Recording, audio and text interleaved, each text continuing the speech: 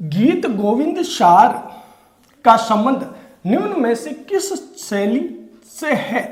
ये 2022 की भर्ती परीक्षा में आगे है। ठीक है, तो देखो गीत गोविंद शार आपने यदि ध्यान से देखा हो, गीत गोविंद शार, रागमाला, रसिक प्रिया, ये सारे चित्रित ग्रंथ मेवाड़ से संबंधित है। किससे संबंधित है? मेवाड़ से संबंधित है। तो ध्यान रखना है, मेवाड़ से संबंधित है ये चित्र गीत गोविंद शार। साथ में आपको याद रखना है रागमाला, ये चित्रित ग्रंथ भी मेवाड़ से संबंधित है। साथ में आपको याद रखना है रसिक प्रिया। क्या याद रखना है? रसिक प्रिया। तो एक दो लिख दीजिए, गीत गोविंद शार के बाद में रागमाला। क्या ध्यान रखना है? रागमाला। रागमाला के बाद में रसिक प्रिया। क्या है? रसिक प्रिया आपको याद रखना है। क्या रखना है? रसिक प्रिया। अब ये सारे चित्र बनाने वाले कौन थे, चित्रित ग्रंथ करने वाले कौन थे?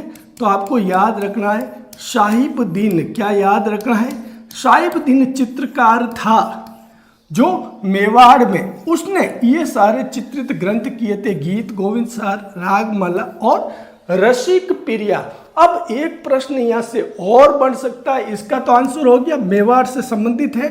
अब साथ में अपन ने ये दो और चित्रित ग्रंथ याद कर लिए, साथ में अपन ने ये चित्रित ग्रंथ किसने चित्रित किया है? तो याद रखना है साहिबुद्दीन। अब एक और प्रश्न यहाँ से बनता है, वो क्या बनता है कि साहिबुद्दीन किसके समय में चित्रकार थे? तो ध्यान रखना, जो मेवाड़ का स्वर्ण युग कहलाता है वो राजा थे जगत सिंह। कौन थे?